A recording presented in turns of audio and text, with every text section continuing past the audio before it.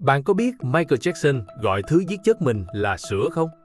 Cứ mỗi đêm sau buổi tập, anh van xin bác sĩ, cho tôi sữa của tôi. Không phải sữa thật, mà là Propofol, thuốc gây mê mạnh chỉ dùng trong phòng phẫu thuật. Mặc dù có tiền, có danh tiếng, có thể thuê bất kỳ bác sĩ nào trên thế giới, Michael Jackson lại chết vì một bác sĩ rời khỏi phòng để tán gái qua điện thoại trong 47 phút. Và sự thật đằng sau đêm cuối cùng còn rùng rợn hơn.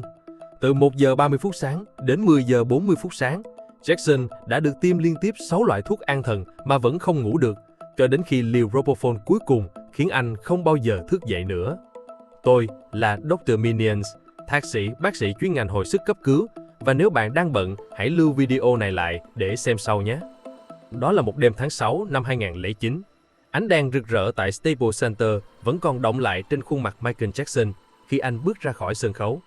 Vừa hoàn thành buổi tập luyện cuối cùng cho tour This Is It, tour diễn comeback được mong đợi nhất thập kỷ.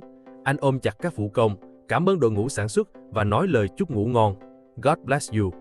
Nhưng ít ai biết rằng, đằng sau nụ cười rạng rỡ ấy là một con người đang vật lộn với chứng mất ngủ kinh hoàng. Travis Payne, biên đạo múa lâu năm của Jackson nhớ lại. Anh ấy trông thật sắc bén, không có dấu hiệu gì cho thấy điều gì đó không ổn.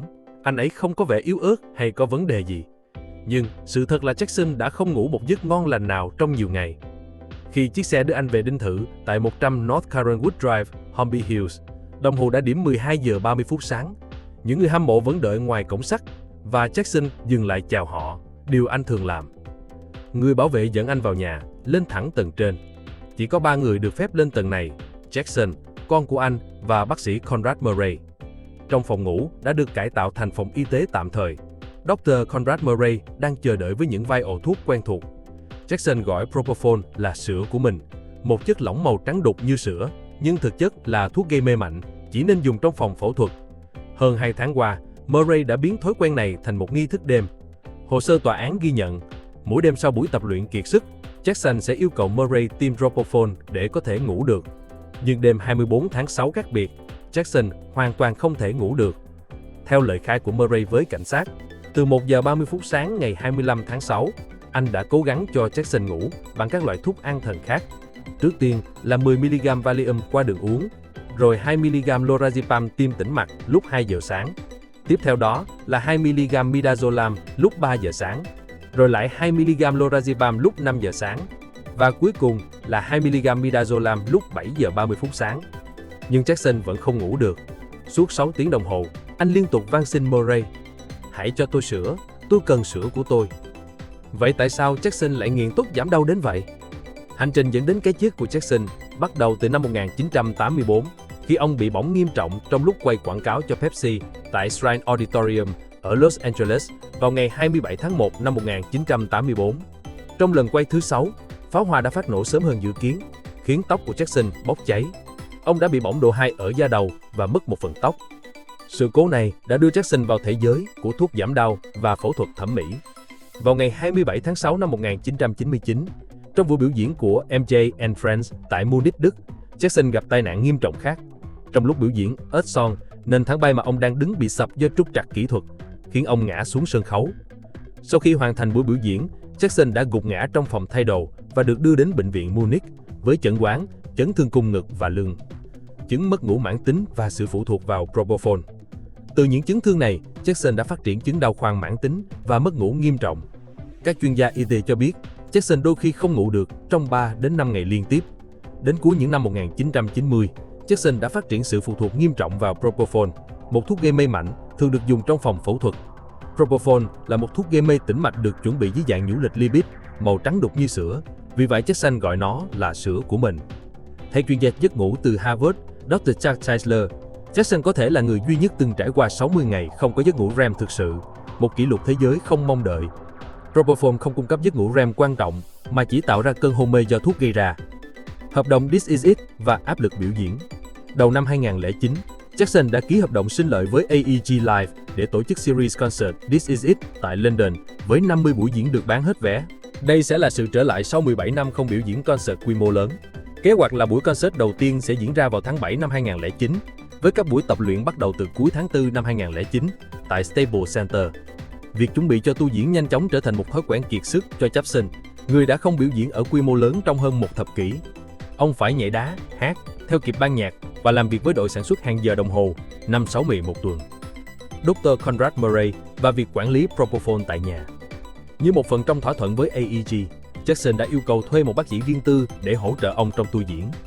Và AEG đã thuê Dr. Conrad Murray, một bác sĩ tim mạch đã biết Jackson trước đó và hiểu rõ những yêu cầu đặc biệt của ông. Hầu như mỗi đêm sau buổi tập luyện, Jackson sẽ về dinh thự tại 100 North Caronwood Drive, Holmby Hills, nơi Dr. Murray sẽ tiêm Propofol và các loại thuốc khác. Họ thậm chí đã biến một phòng ngủ thành phòng y tế tạm thời. Murray đã cho Jackson Propofol gần như mỗi đêm trong hơn 2 tháng để điều trị chứng mất ngủ. Nhưng đêm 24 tháng 6 khác biệt, Jackson hoàn toàn không thể ngủ được. Báo cáo khám nghiệm tử thi được công bố vào ngày 28 tháng 9 năm 2009 đã tuyên bố rõ ràng, đây là một vụ án mạng.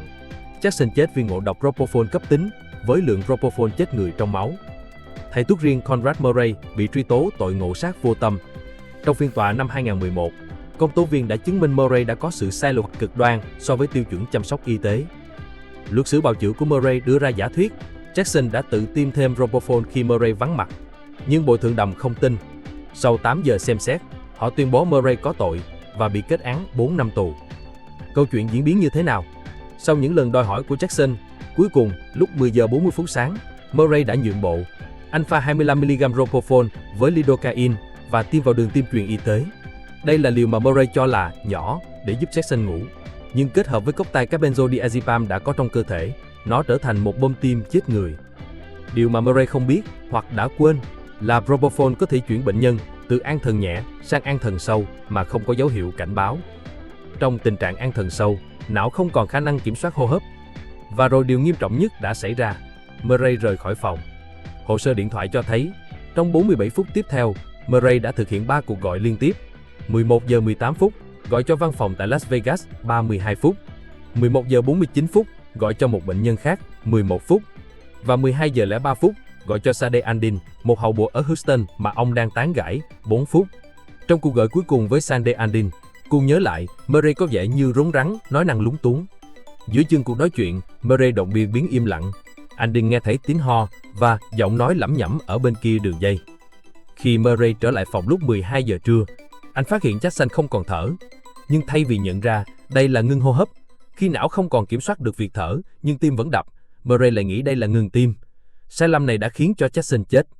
Thay vì cung cấp oxy, thứ mà Jackson chỉ cần lúc đó, Murray bắt đầu thực hiện cáp CPR trên chiếc giường mềm, một biện pháp hoàn toàn phản tác dụng.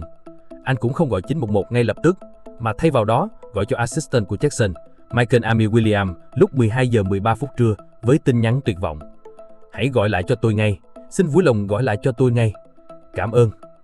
Khi Williams gọi lại, Murray chỉ nói, Michael đang có phản ứng tồi, hãy đến đây ngay. Murray không hề nhắc đến việc gọi 911. Cuộc gọi cấp cứu cuối cùng được thực hiện bởi nhân viên an ninh lúc 12 giờ 21 phút. Khi đội cấp cứu đến, họ thấy Murray đang thực hiện CPR một cách vụng về trên giường. Jackson không được nói với bất kỳ thiết bị giám sát nào, không có máy đo nhịp tim, huyết áp hay nồng độ oxy trong máu. Đội cấp cứu đã cố gắng hết sức. Họ đưa Jackson xuống đất, thực hiện CPR đúng cách, tiêm epinephrine, thậm chí còn đặt ống thở, nhưng đã quá muộn. Não của Jackson đã thiếu oxy quá lâu. Lúc 1 giờ 7 phút trưa, xe cấp cứu rời khỏi dinh thự với Jackson và Murray ngồi phía sau. Trong xe cấp cứu, Murray vẫn gọi cho bạn gái Alvarez, một cuộc gọi kéo dài 2 phút. Tại trung tâm y tế UCLA, các bác sĩ đã chiến đấu hết mình trong 1 giờ rưỡi. Nhưng Michael Jackson, vua nhạc pop, đã tắt thở vào lúc 2 giờ 26 phút trưa, ngày 25 tháng 6 năm 2009, ở tuổi 50. Cái chết của Michael Jackson không chỉ là mất mát của một ông trùm vĩ đại, mà còn là một câu chuyện cảnh báo về sự nguy hiểm của việc lạm dụng thuốc. Và nếu bạn chưa biết căn bệnh mà MrBeast đang mắc phải, hãy click vào link này nhé.